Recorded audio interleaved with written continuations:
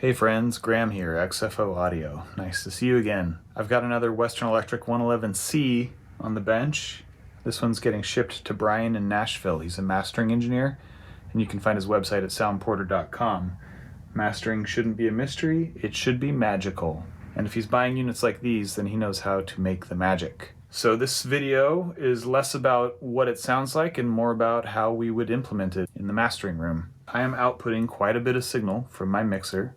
This is a more detailed LED meter than this one, but this is where it's returning. So XLR out to XLR in. And currently, the attenuators are all the way up, and we're in 2-to-1 ratio, which means it's the least amount of signal that it'll allow to pass through. And these switches for input impedance and output impedance give you the different ratios that the transformer can provide. Now, if you're going to learn this unit, you're going to want to know which ratio you prefer. Do you like to send a bunch of signal in and use a 1-to-1 or a 2-to-1 ratio to tame that signal? Or do you like to use the free gain that this unit provides, and do you like the sound of that at the 1-to-2 ratio? But ultimately, these final trim attenuators are going to give you the correct amount of signal into your analog to digital converters. These are 24-position stepped attenuators with resistors that are matched to 0.5%, so they're very accurate mastering grade attenuators. And these switches are long life sealed 4-pole double throw switches. When all switches are down, this is 2-to-1, it's the quietest. When the input impedance switches are up, now we're in a 1-to-1 ratio at 600 ohms in and 600 ohms out. You can also go 1-to-1 at 150 ohms in and 150 ohms out, or you can go 1-to-2, which is 600 ohms in and 150 ohms out. This is going to give you the most amount of signal in 1-to-2 mode. So you can see that we're hitting into the red on the returns when we're not hitting the red on the output send. So this is giving you a little bit of free gain.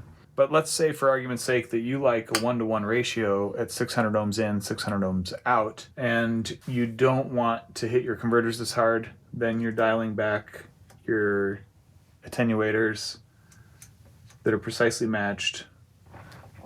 So now they're at position 20, and we're sending +4 into the converters.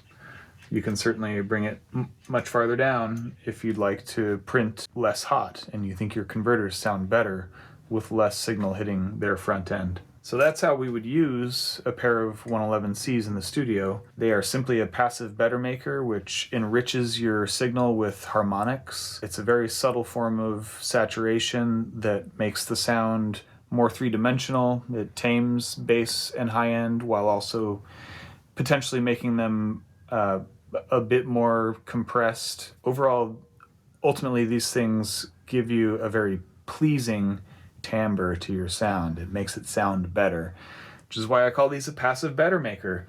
Passive means there's no power supply, which means there's very little that can ever go wrong with this unit. Unlike investing in software, plugins, or cheaper gear that's harder to repair and maintain, because it uses surface mount devices or it has parts that are hard to source. A unit like this is just basically going to sit in your rack forever and continue to work forever. It's not going to drift. You're never going to have to transfer licenses or upgrade or anything like that. So can't recommend a unit like this highly enough. You can still find 111Cs on the used market for relatively cheap, and I'm happy to build these for you. My website is xfoaudio.com, Instagram @xfoaudio. And I'll remind you that my goal is to hand build things to last. I've used enough gear that was of marginal quality that I wish I'd never invested in to know that what really matters in a professional studio is getting good gear that's going to always give you the same sonic results every time you sit down to it. You don't want something that's going to drift. You don't want to keep changing your tool set. You want to buy the very best tools that you can afford, and you want to keep them as long as you can so that you can truly learn their idiosyncrasies and how they can best serve you in creating the best artwork possible. Thanks so much for watching. Hope you're doing well. Hang in there. Peace.